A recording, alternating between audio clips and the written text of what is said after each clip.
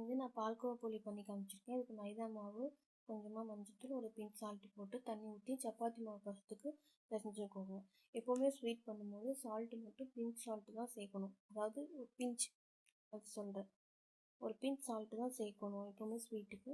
இப்போ ஆயில் போட்டு நல்லா பிசைஞ்சு ஒரு 4 மணி நேரம் நான் ஊற வச்சுக்கிட்டேன். ஏன்னா நான் இதுக்கு சாஃப்ட்னஸ்க்காக பேக்கிங் பவுடர் எதுவுமே சேர்க்கல. சப்பாத்தி மாவு மாதிரி ஒரு சாஃப்ட்னஸ் வந்து கொடுக்காது மைதா மாவு. மைதா வந்து இழுக்கும் போதே சாஃப்ட்னஸ் கம்மியாக இருக்கும். அதனால 4 மணி நேரம் நான் ஊற வச்சுக்கிட்டேன். மதியம் லஞ்ச் அப்போவே மாவு பிசைஞ்சு நைட்டு தான் நான் பூரி செஞ்சேன். இப்போ வந்து மாவு நல்லா பால்ஸ்லாம் உருட்டி வச்சுக்கோங்க.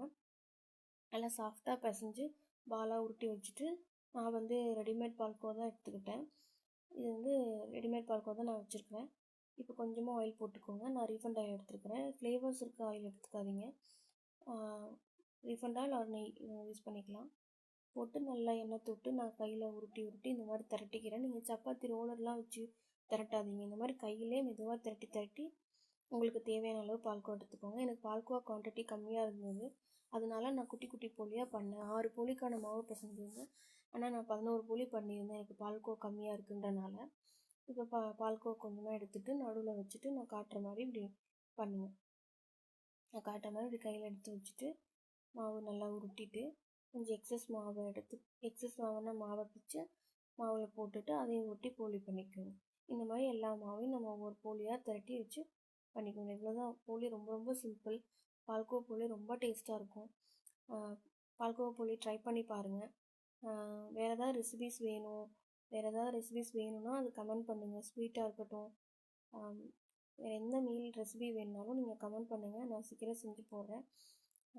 இப்போ எனக்கு வந்து ஷூட் பண்ணுறதுக்கு ட்ரைபாட் மைக்கு எதுவும் இல்லாததுனால என் ஹஸ்பண்ட் தான் ஷூட் பண்ணுறாங்க. அதனால தான் என்னால் ஒழுங்காக ப்ராப்பராக போட முடியறதில்ல. எல்லாமே இந்த மந்தில் எண்டுக்குள்ளே நான் மைக்கு ட்ரைபாடெல்லாம் வாங்கிட்டேன்னா நானே செல்ஃபாக ஷூட் பண்ணி போடுவேன். அதனால் நீங்கள் கமெண்ட் பண்ணுங்கள். நான் எல்லாம் மைக்கு ட்ரைபாட் வாங்கினதுக்கப்புறம் நான் ஒவ்வொரு ரெசிபிஸாக நான் ஷேர் பண்ணுறேன். இப்போ எல்லா போலியும் நான் நல்லா குக் பண்ணி எடுத்துக்கிறேன். ரொம்ப சிம்பிளான ரெசிபிஸ். ட்ரை பண்ணி பாருங்கள். இன்னொரு டெசர்ட் கூட போட்டிருக்கேன்.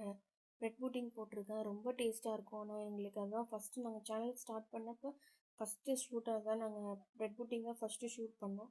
அது கிளாரிட்டி இல்லைனாலும் நான் ரெசிபிஸ்லாம் கிளியராக நான் உங்களுக்கு எக்ஸ்பிளைன் பண்ணி போட்டிருக்கேன். ரொம்பவே ப்ரெட் புட்டிங் சிம்பிளான ரெசிபிஸ் வச்சு செஞ்சுருக்கேன். ரொம்பவே டேஸ்ட்டாக இருக்கும். ட்ரை பண்ணி பாருங்கள். Please subscribe me. தேங்க்யூ.